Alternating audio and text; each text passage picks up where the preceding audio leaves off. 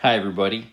Today you'll see our topic up at the top of the screen. We're going to work our way through solving equations, and I'll call today part 2.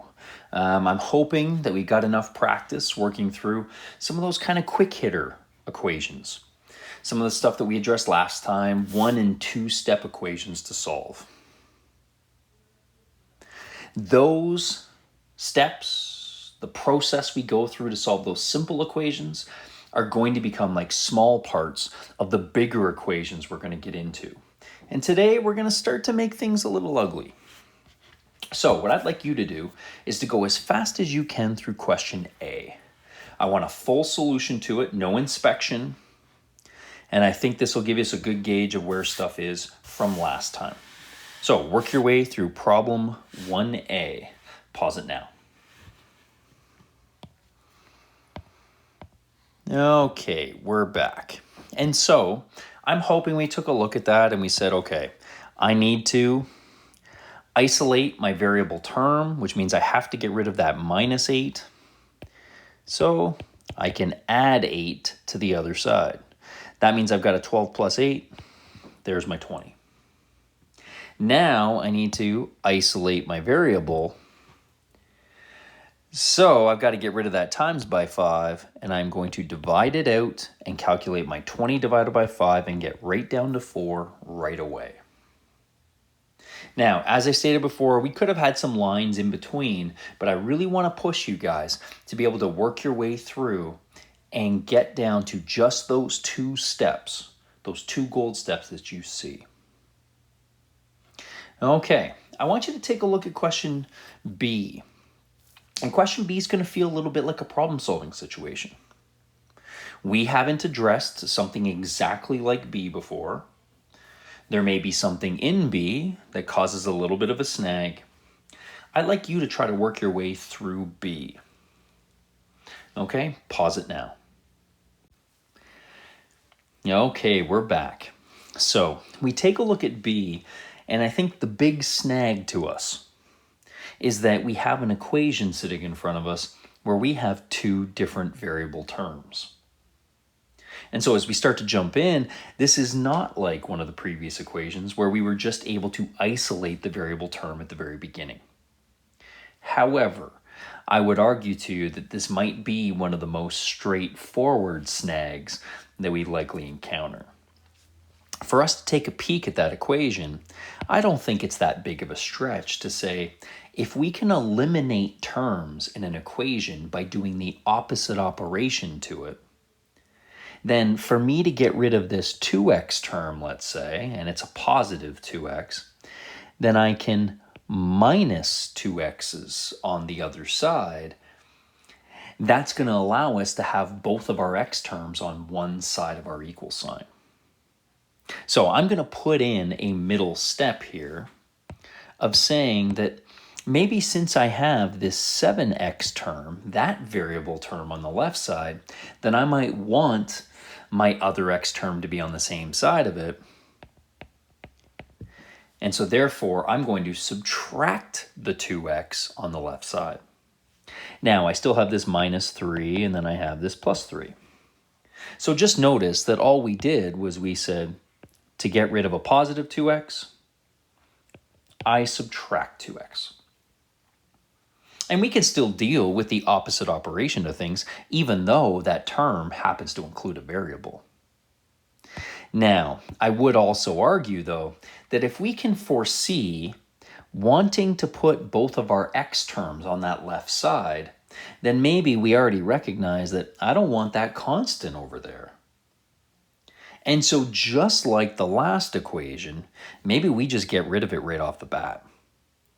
And so rather than even include that line, I'm hoping I can get rid of this and say, well, maybe I want both my variable terms on one side. And so therefore, I have the positive 3 that was already on the right side of the equal sign. And now what I'm going to do is I'm going to get rid of this minus 3 that was on the left. To get rid of a minus 3, I need to add 3. And so that's why I have this second plus 3 on the right side. Now, I'm not really moving terms. Keep that in mind again. I'm not moving stuff. But I do totally get, it looks like I moved stuff. Now, for everything that's been discussed at this point, you can skip that red line. So when we take a look at that red line, I do not think it's a stretch for us to go right to a simplified equation. That is, let's simplify 7x minus 2x. And let's simplify 3 plus 3. I just want you to take one more peek back up to the original equation and see that I don't think it's a big leap for us to go straight to that gold line. Well, if we are able to go to that gold line, then I just want you guys to notice you're coming in right at that point in solving an equation. And I would argue to you, this is probably the easiest part of isolating for us to be able to go through and finish off. So now, to get rid of my times by 5, I need to divide by 5, and there we go. So if we can look back at the solution to B, again, the full solution, I want you to notice that what we dealt with didn't really change from what we dealt with in the past. My first step is to isolate my variable term. It's just that because I have multiple variable terms, I need to collect them in order to isolate it. So my first line happened to be collecting my variable terms. That allows me to isolate. And then once I can isolate my variable term, now I just isolate my variable. Divide out its coefficient.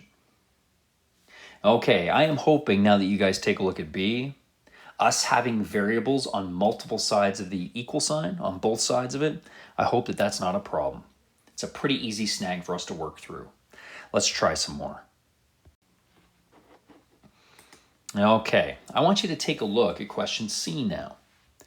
And I'd like you to work your way through C on your own. Now, I'm not really concerned about how many lines you want to show me. I'm going to argue to you our whole goal on question C right now should be to be correct. Let's not worry about efficiency. Be correct. Okay, I want you to get me a solution to C. 5y plus 9 equals 2y minus 3. Solve it now. So go ahead and pause. Okay, we're back. So we take a look at this and we have a very similar setting. I notice that I have a variable term on both sides of my equal signs. I want to collect those. So how do I get rid of a plus 2y on the right? That means I have to subtract 2y on the left. We could have written this line down on the left side, but I'm going to bet and say I would have a bunch of people that could see that minus 2y. And now we would just simplify 5y minus 2y, and we could come straight in on a 3y. Okay, if we're going to put our variable terms on the left side, if we're going to isolate that on the left side, then that means I've got to get rid of this plus 9. I don't want the constant there. So how do you get rid of a plus 9? Well, we minus 9. So maybe we already wrote down the constant that was already on the right, and now my opposite operation. However, I think we should have been okay to be able to go through and simplify it right away. I'm just going to get rid of my blue circle. And we could have looked at it and said, okay, I already have a minus 3 on the right side. Now, to get rid of my plus 9, I have to subtract 9. Well, negative 3 subtract 9, there is my negative 12. And we come right in on that gold line. Now, if we don't feel comfortable coming in on that gold line, we have to make a decision. Do we write down the red line in the short term and then hopefully work our way through so that we're not including it?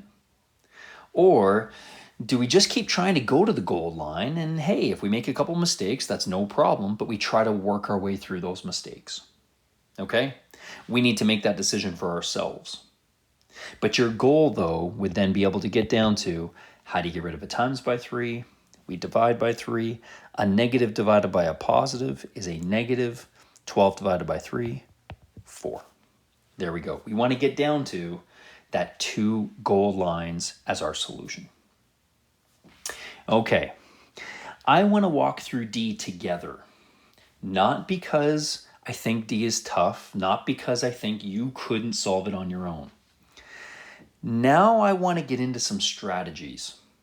So I think even through just C, the fact that we've only done 2 equations where we have variables on both sides, I think we're already at a point where we can start to look at it and start to make decisions, not just, gee, I hope I can solve it, but now, what's the best way to solve it? Okay, I'm going to walk through D as option A, and I'm just going to put that one in blue. I could treat D exactly as the previous 2. So, if I need to get my variable term, I got to solve for P. That means I got to get my variable term all by itself. Well, I have the negative 5P on the left already, and then to get rid of this plus P, I'm going to minus P.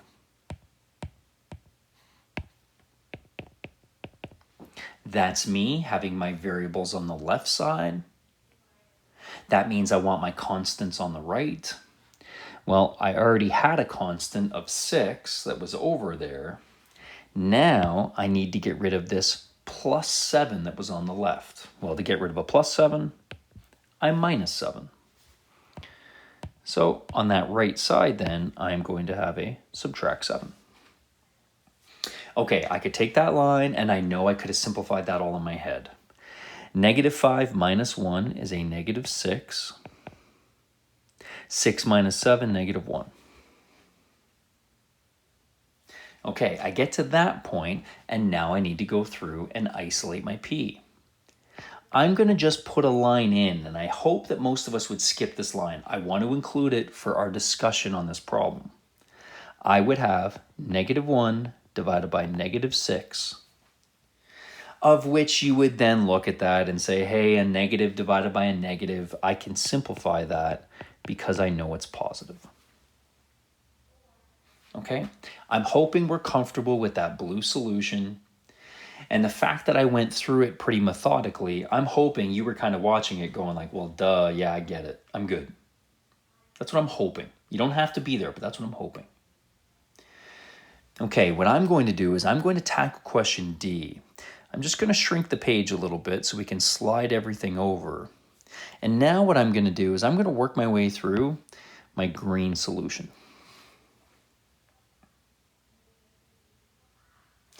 That there is no rule when we solve that says that we have to put our variables on the left. Now, commonly when we solve equations, we tend to put our variable term on the left because in general we speak English and we read English left to right. And so when we make our final statement, we like to have our variable on the left so that we can say P equals. And that seems to make logical sense from an instruction that was to solve. But there is no rule that says we have to put our variable on the left side. So I'm going to go through putting my variable terms on the right side. That means on the right side of my equal sign, I already had a P. And then what I want to do is I want to get rid of this minus 5P on the left. I'm trying to get all my variables on the right. So how do you get rid of a minus 5P? We add 5P.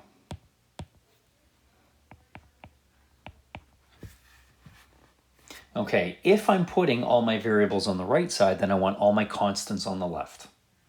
Well, what constant was already on the left? The 7. And I need to get any other constant over there with it. So how do you get rid of a plus 6 on the right?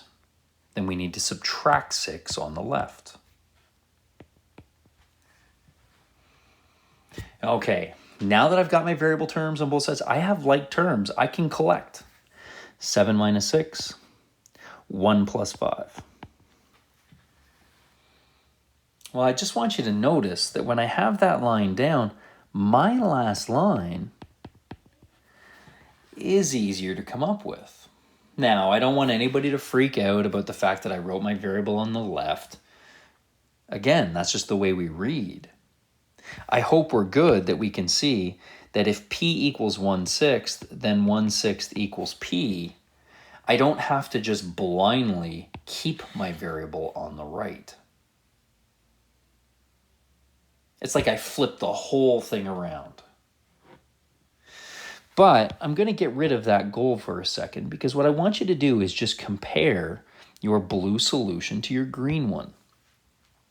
And what I really want you to notice is that by me choosing to put my variable on the right side, I didn't have to deal with dividing out a negative value. Notice my coefficient on my variable was positive. And it made me solving not even have to consider my signs. That was great. It's less to worry about. I want to give you a suggestion, but I'm going to argue to you that this requires some maturity with the content.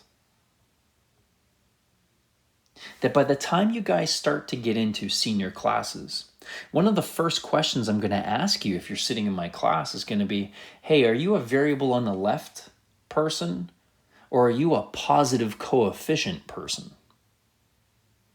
And I'm going to argue that for the students that I see sitting in front of me in senior math classes, they've made the change to being a positive coefficient person. That this blue solution becomes like almost like your brain dead solution. Like, honestly, you're putting such minimal thought to it. You just went, oh, whatever, I'm going to put my variable on the left. Oh, it gave me a negative coefficient. Oh, well, who cares? I don't want to think. I'll just go through. If it takes an extra line or a little extra consider, that's fine. I'll just put the blinders on and truck through. However, most people, by the time you guys get into senior classes, I'm hoping that we can make the change to being a positive coefficient person. And I think for a lot of us, that can start now, to where we don't build in the habit that we have to break. So what I'd like you to do is to look right back up at the original equation again, because I don't think it's that difficult for us to be able to tell at the beginning of the equation which side is going to have a positive coefficient. We take a quick look and we go, well, I already have negative 5p's over there. And so if I was to bring over that negative p, ooh, that's not going to make it positive. And so in our minds, right off the bat, we say, if I put all my variable terms on the right side, I'll have positive variables. And so my motivation becomes to use the green solution. Okay, I just threw a ton of stuff at you right there. And by no means do I think that because I just threw that to you in question D, are you automatic with everything? Not at all. So let's jump in and play around a little bit. I'm going to put up multiple solutions at times, but I really want to push positive coefficient for us when we go through and solve. Okay, let's try some more. Okay, I want you to take a look at E.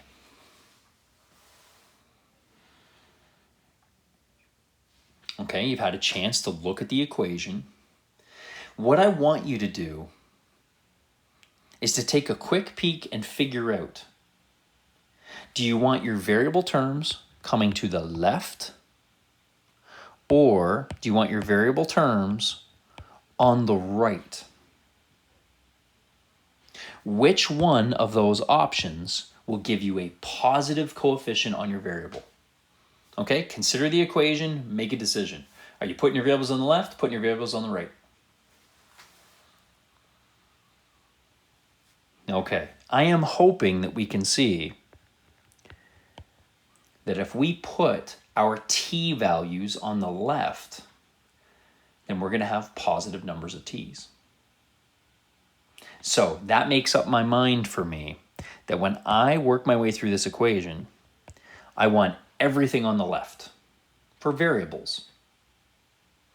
Okay, what does that mean? Well, I already had the negative 2t that was there. To get rid of a minus 5t, I need to add 5t, and that is how I get positive variables on the left.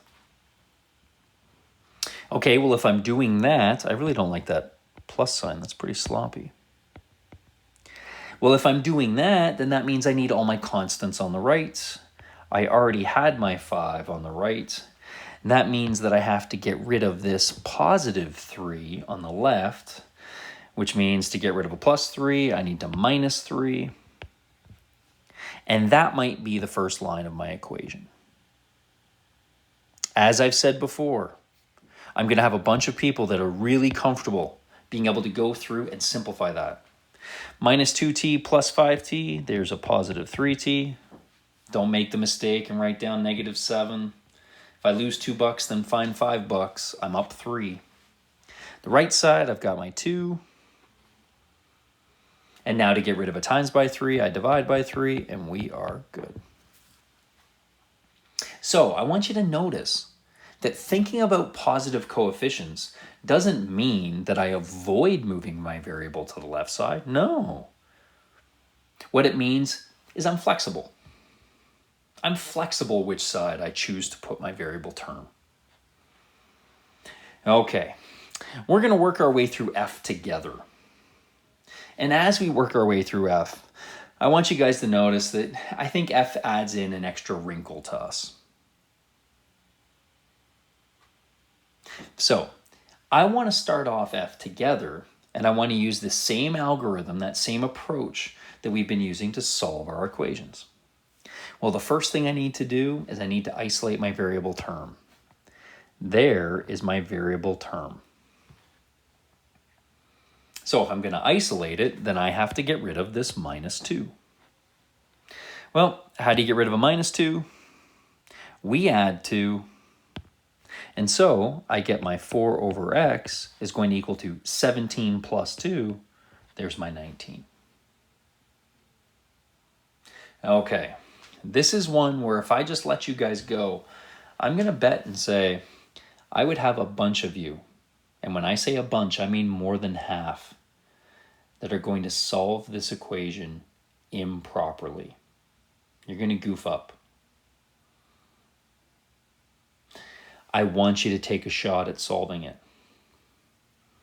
So I want you to finish off f real quick. Okay, pause it now.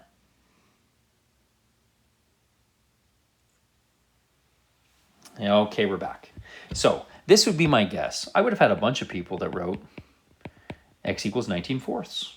Nice. That is wrong. And before you go like, but what? But how? We're going to walk our way through it. I am hoping that you can see the big difference in question F than the equations we've dealt with in the past. Where is my variable? Notice it's on the denominator.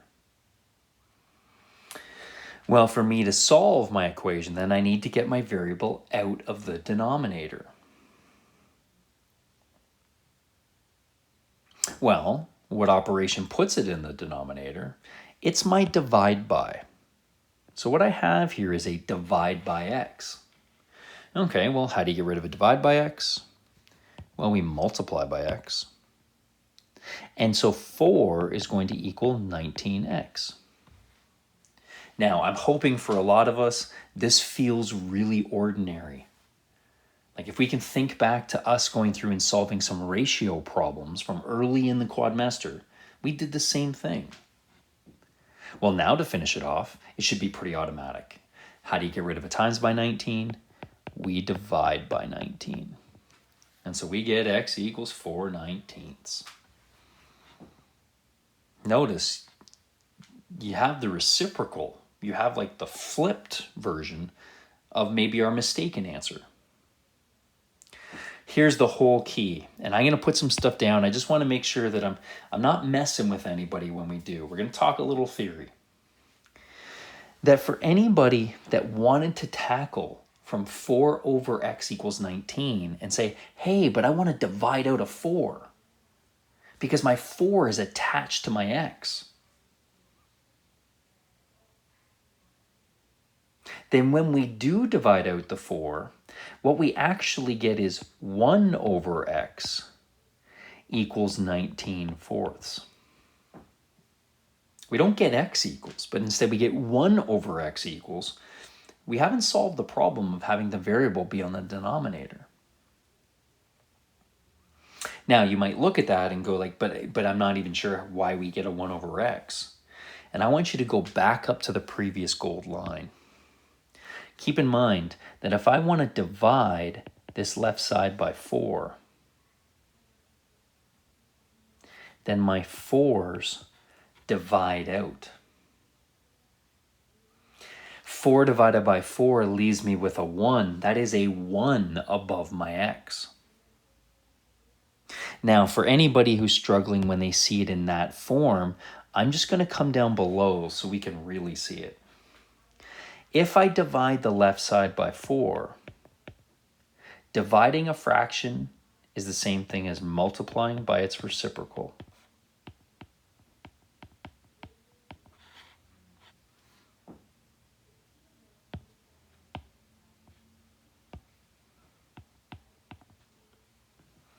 So look on the left side of that equal sign. To divide by 4 means flip and multiply. That means multiply by 1/4. Now we should be able to see why our 4's divide out and why that leaves us with 1 over x on the left side. Okay, I am hoping that that helps us out to be able to see why we hit that snag. I'm just going to put in that other divide by 4 on the right side so we make sure that our equation's still true. However, we should be able to notice, though, that means we're not done. And so really what this becomes then is a let's cross multiply.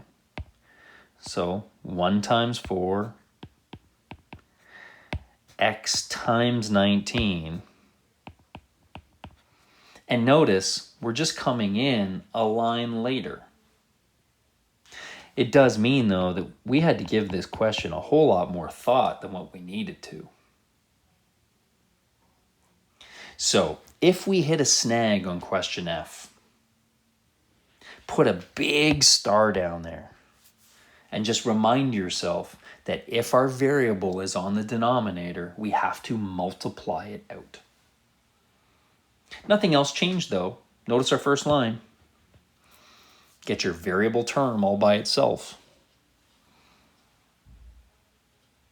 Okay, we've worked our way through a number of equations now.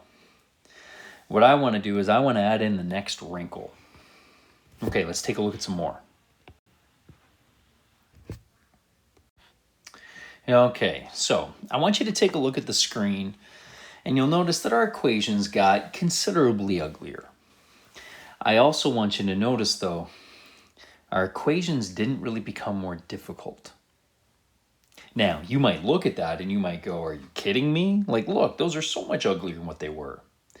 And I'm going to argue to you that they're not more difficult, they're just more.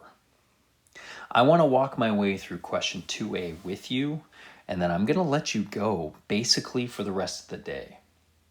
That is, we will kind of walk through B a little bit, but I really think that we should be able to hit the ground running even on question B.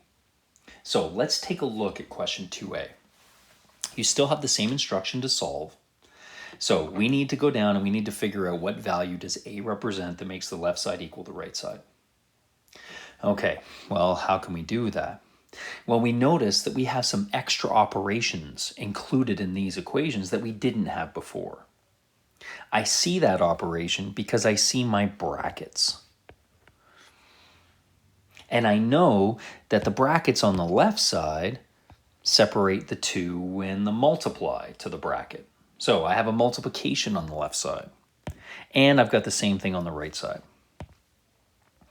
My guess would be I've got at least half of you whose instinct is going to lead you down a good path right off the bat. If you don't like the fact that there are brackets in that equation, then get rid of the brackets. And you know how to get rid of those brackets. It means we have to do the multiplication. So let's go ahead and let's expand our brackets. So on the left side, if I go through and I multiply my 2 into the brackets, I do my multiplication, then the left side of my equation becomes a 2a and a minus 6. Well, I expanded my brackets on the left, and that solved a bit of a problem, so I'm going to do the same thing on the right. This time I'm expanding in a negative 3, so I'm being super careful on my signs. Negative 3a, and now I have a negative 3 times a negative 1. There's my positive 3. I'm hoping you guys can look at that gold line and realize, hey, you just solved what was the problem-solving aspect of question 2a. Because that looks just like the types of equations we just finished off with. Okay, we should be good to finish this one off. So, your first thing I want you to consider is which side of the equal sign is going to give you positive coefficient on your variable. Then let's put our variable term on that side, let's get our constant on the other, and let's go through and solve. Okay, you finish off question 2a. Pause it now. Okay, we're back. So I'm hoping that we take a look at question 2a and we realize if we put our variables on the left, we'll have a positive coefficient. So I have a 2a on the left. I'm going to get rid of this minus 3a. And so when I get rid of a minus 3a, that means I need to add 3a, 2a plus 3a, 5a. Well, at the same time then, I'm going to get rid of my constant. And so I already have the 3 on the right side. Well, then to get rid of a minus 6, I need to add 6. So if I add 6 to 3, I come in on 9. And now I can finish it off by isolating my variable. To get rid of a times by 5, I divide by 5, and there we go. So if we got down to a equals 9/5, I think we are doing great. Okay, I think that gives you everything you guys need. Let's use b as a bit of a check. So brackets don't throw us for a loop anymore. We can see how we can deal with brackets. I want you to go start to finish on b. Okay, pause it now.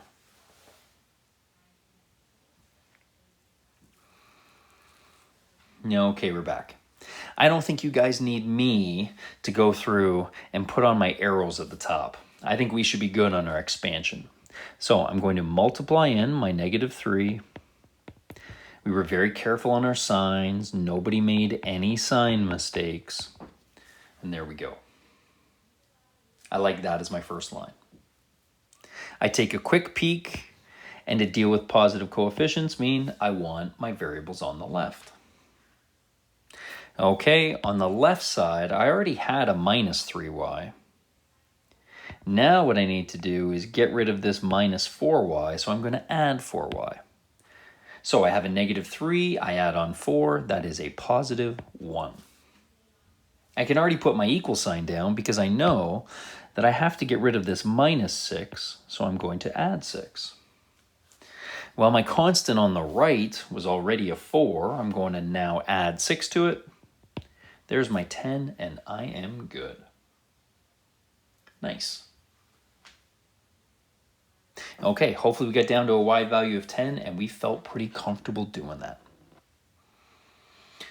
Okay, I'm going to change some things up a little bit in terms of process, but I want us to be able to make question 2a or 2b feel like an ordinary equation. These are not difficult.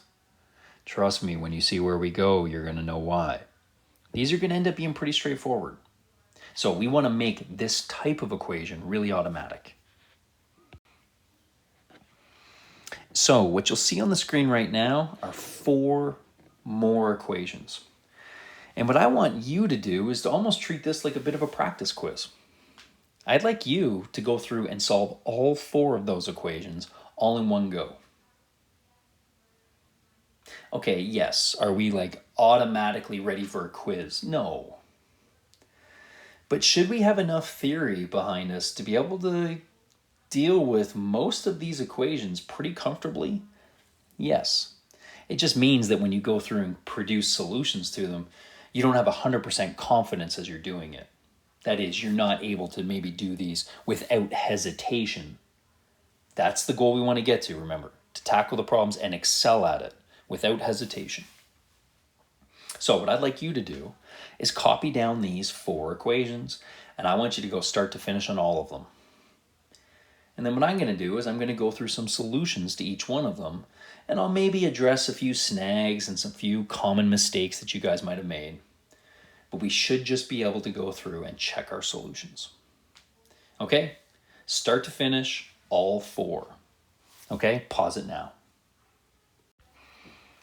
Okay, so we can see C and D on our page. I'm going to walk through solutions to C and D. I am hoping that as you worked your way through question C, C was pretty automatic. Okay, we've had 2 previous problems that look like it, so this should be pretty straightforward. What we want to do is we want to simplify both sides of that equal sign, so we're going to expand in the 7. We get a 7z plus 21. On the right side, my 5z minus 5. And you'll notice that I put that little bar across those z's just to make sure we don't mess it up with 2's. So when we write stuff down really fast, that doesn't look like 22 because it was meant to be 2z. Now we can clearly tell. So I end up with a 7z plus 21 is equal to 5z minus 5. I have simplified both sides of my equal sign. Now I want to get my variables all on one side and my constants on the other. So on quick glance, I notice if I put my variables on the left, I'll have a positive coefficient. So I'm going to think about all my variable terms coming to the left. So I'm going to have a 7z that was already there. Subtract my 5z is a 2z. And on the right side, I have a minus 5. I'm going to get that other constant over there. So to get rid of a plus 21, I need to minus 21. There's my negative 26. Now, nothing wrong with us putting this line in of getting my variables on one side, getting my constants on the other. I'm just going to try to keep pressuring you guys to try to skip that line as much as you can. We can do a little mental math there. We just might not be there yet. Now we should be fine to go straight to our final solution. To get rid of a times by 2, I'm going to divide by 2. That is my calculation, but of course, negative 26 divided by 2 is negative 13. If you show me the gold lines, then I think you have a great solution. I'm okay with the red line that's written, but I really think if you're showing me anything else within that solution as an extra line, I think you're playing it too safe. Okay, I think you should be trying to do a little bit more mental math. Okay, that should be a little confirmation. So for the rest of these 4 problems, if at any moment we had a snag, then you have a decision as to whether you think you should pause the video and try some more on your own again. So you take a peek at your solution to see. If we made a theory mistake, that's telling you we got to slow down, we're missing something big. But if you made a silly mechanical mistake, well, then I would just go, that's human error. We make our correction. I don't know if I would be pausing the video and trying again. Okay, if I had an error on C, then maybe I want to take a look at my solution to D before you see me put up a solution. Otherwise, we're going to keep trucking along. Okay, we take a look at D. Okay, I have brackets on both sides, so what I want to do is simplify both sides of my equal sign. So I can expand in my 4, and I can expand in my 5. Okay, I take a quick peek, and I have more of my variables on the right side. If I put all my variables on the right side, then I'll have a positive number of my variables, positive coefficient. So I could end up doing this. Well, I have a 15y on that right side. I need to get rid of the 8y on the left, so to get rid of a plus 8y, I need to subtract 8y. That's going to give me 7y's on the right. Now that means I have to get rid of that plus 10 on the right. Well, to get rid of a plus 10 means I need to subtract 10. So on the left side, I'm going to have the negative 12, subtract 10, gets me to negative 22. I'll have a bunch of people that will write that way. But we should be good that you could have just written this. And I don't want anybody to go, but wait a second, you move that term over to that side. Shouldn't it be a negative? And you move that term over to that side. Shouldn't it be a positive? I might say to you, okay, but I didn't move a thing. So I'm just going to get rid of all of that red stuff that I just put on the screen. Oops. And I just want you to take a look at what I just boxed in green. Can we see I didn't really move stuff? I just chose to write my equation down in a different order. Like, keep in mind, this is an equation because we have an equal sign in the middle. It says that the left side is equal to the right side. So, if negative 22 is equal to 7y, then isn't 7y equal to negative 22? Then does it really matter what order I write it in? No. So you might then say, well, then why are you switching the order? And I come back to that whole English thing again. Since we read left to right, then there may be a bunch of people who are just viewing the green arrow. I am thinking about my variables on the right. So I'm going to have a 15y subtract 8y. That's a 7y. Now I'm thinking about the other side of the equal sign. So I'm thinking about the left side. I have the minus 12 over there. I have to get rid of the plus 10 on the right. So to get rid of a plus 10, I need to subtract 10. And I'm just going to write it in that order. Because now to finish off my equation, how do I get rid of a times by 7? I divide by 7.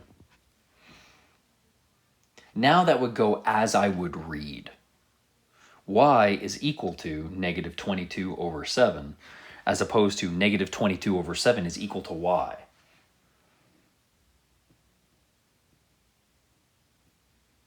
Okay, biggest part is I hope that we got down to the correct final value on D. But again, you have to look back and you have to see if we didn't, why didn't we? Was it a theory thing or was it mechanics? I'm going to just take my purple marker and kind of show you guys all the stuff that would have been prior knowledge. I want you to take a look at each side of your equal sign and notice that going ahead and expanding brackets, that was part of our unit 2. Like, that was old stuff for us that we got introduced to. So what once was new is now old. We assume you are good with it. And we did that on both sides. So if we made a mistake in expanding, that's not theory about equations. That's that we have a gap in our understanding. So if you happen to write down the expansion on the left side of 8y minus 3, and you forgot to expand the 4 into the negative 3 as well, that's your error. Then that is a theory mistake. That we don't know how to expand brackets. That would concern me. So I want to make sure I can go back and get some practice and fill in that gap.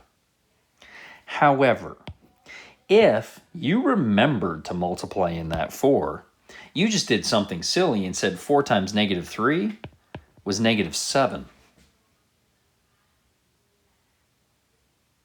Yes, that could still be a theory mistake if you thought that you were supposed to add those numbers. That's a theory mistake. That is concerning.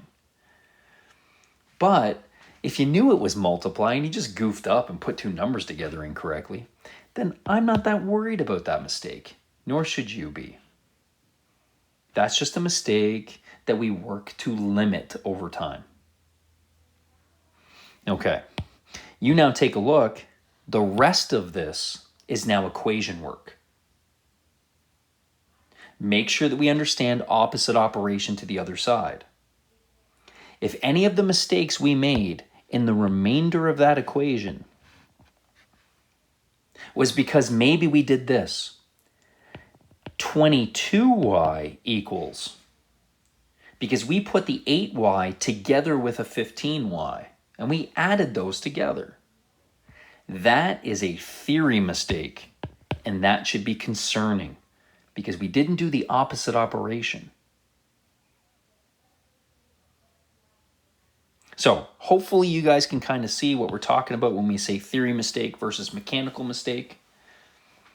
And hopefully we've got an idea now of what our solutions should look like. Okay, let's deal with the last two. Okay, question E and F got considerably longer in terms of the width of their problem, so they're going to look a little smaller on your screen. We're going to go through a solution to E. Now, there's one big theory mistake, and this is going to be one that I'm honestly going to say to you, I wouldn't be that concerned. I threw in question E for a reason. Okay, we take a look at both sides of that equal sign, and I'm just going to highlight that equal sign, because I'm hoping that we've gotten into a little bit of a practice that what we want to do is we want to simplify both sides of that equal sign before we start going through and trying to isolate variables or variable terms. So I notice on the left side, I can expand in my 4. Okay, the left side of my 4x plus 8, I still have that plus 4 equals. Now on the right side, I could do the same. I just really hope we didn't do this and expand in a 5. If we made that mistake, I'm telling you, you failed grade 6. And as soon as I say you failed grade 6, everybody should be going, oh shoot, that was a bedmass mistake. So what was my mistake? Well, up in the question, the original equation, I had an addition operation here, and I had a multiplication operation here. So we should now be able to see, oh shoot, I just added before I multiplied. I broke bedmass. So the reason why I wanted to cover something that looked like E was because that is such a common mistake that I think we just get a little too eager within this equation setting, and we want to put that 3 and the 2 together. So fight the urge. We're not going to do that. We're going to be patient. We're going to leave that 3 out in front, but we can expand in the 2. Now, this line is never needed, ever, ever, ever, but I would suggest it. I don't think it slows you down that much, and therefore it doesn't make it inefficient to spend one line in our solution fully simplifying both sides of the equal sign. Like, let's clean it all up. Because if I do get into the practice of simplifying both sides, then in this case, I'm only going to have to do 2 opposite operations. Okay, I take a look at my x terms, my variables. I notice if I put everything on the left, I'll have a positive coefficient. So I have 4x minus 2x, there's a 2x. That means I have to deal with my constants on the other side. I already have a minus 5 on the right side, and I need to get rid of the plus 12. To get rid of a plus 12, I have to minus 12. There's my negative 17. Now to finish it off, all I have to deal with, to get rid of my times by 2, I divide by 2 and I'm good.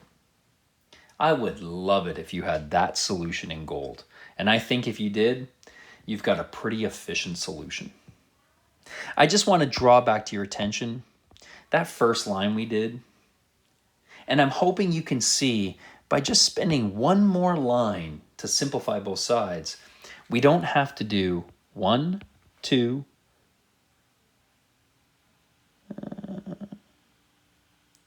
3 opposite operations. That we would have had to look at that and get, okay, to get rid of a +8, I have to -8. To get rid of a +4, I have to -4. Then on the other side, to get rid of a +2x, I have to minus. That we were able to do fewer opposite operations. So that's why I say spend one line, go through and clean it up. You don't have to, but you better bet that if you make a mistake, the first thing I'm going to write on your page is like, why didn't you? Okay, I think I may have jammed some people on question E, and so we may be at a point where this is a time to pause it and give F another try. Okay, I'm going to give you a moment to pause it. Make sure we have a full solution to F. Pause it now. Okay, we're back. So I am hoping that this is just pure confirmation now. Okay, we can expand in the 3 on the first brackets. We now are not going to touch that 6n, and now we're going to expand in our -3. You take a look at my line, and I am hoping that you are screaming at your screen right now because you noticed there was my goof. When I expanded in that -3, a -3 times a -n is going to give me a +3n. I would argue in this problem, that is now your most common mistake. Notice, nobody makes the bedmass mistake up here because you couldn't put the 6n together with the -3 anyway. It's going to be your sign mistake on the end, so watch out for it. Okay, we spend one line cleaning some stuff up. Collect like terms on both sides. Oops. And I can't... See, there's a great example. Say I went through and I put my 6 together with my 3 and I wrote 3. I accidentally subtracted them. I'm not concerned about that at all. No, before I went to erase it, now you have a half of a 3 there. I am not concerned about that at all. That's a silly mechanical mistake. Ugh. Okay, I keep working to try to get better at that. Make fewer of them. Remember what we said at the beginning? Be better than what you were before. That's not a theory mistake. Okay, but luckily I caught it. And I was able to take my 6 plus mine. Oops, now I'm in red. And there we go. Okay, I'm going to put up 2 final solutions just to make sure that we're good. If we are dealing with positive coefficient people, then we should be viewing our variables on the right. I got to get rid of a +3n, so I'm going to -3n, 9 minus 3, 6n. That means I have to put my constants on the left. So I got to get rid of that -15, so I'm going to add 15. And now to get rid of a times by 6, I'm going to divide by 6. And we got a nice, neat integer in that case. Okay, what was the other solution? I'm not under an illusion that I've got everybody working with positive coefficients. Even though I've tried to push you that way, I think I still have a bunch of people that are probably going to be left side variable.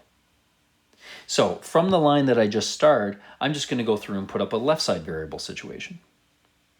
Okay, so I go through and I would have a -6n on the left, and I would have a -24 on the right. Now when I divide out, my negative divided by my negative gives me a positive, and so 24 divided by 6 is 4. You can see that in that case, there's no extra line that we had to simplify or reduce on.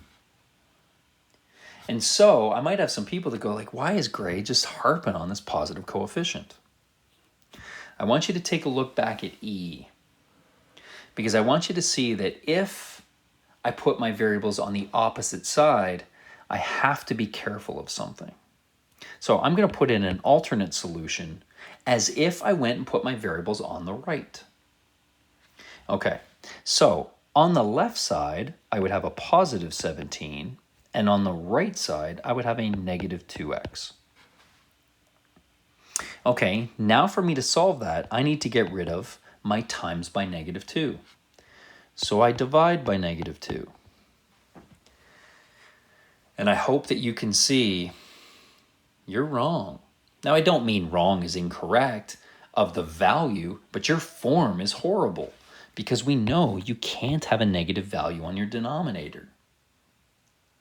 So it forces you to just be conscious of that. Notice, look back at my gold solution. Because I had a positive coefficient on my x, I was dividing out a positive value, and therefore I never had to worry about a negative on my denominator.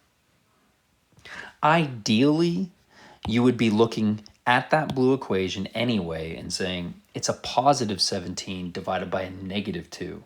So a positive divided by a negative is negative. 17 divided by 2 would not reduce, and so you come in on the blue. Okay, I think I threw a bunch of stuff at you guys today, but we definitely took a big leap in the sorts of equations we can solve.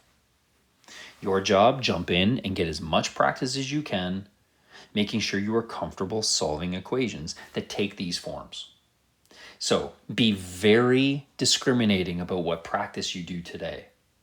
Do you need some practice with just some basic equations with variables on both sides and so on? Or did you nail out a bunch of these last problems and you feel really confident to say, you know what, I can jump right in on the ugly stuff and get some practice with that right away? Okay, you figure out what practice you need to do to make sure you can excel at this stuff. Okay, best of luck.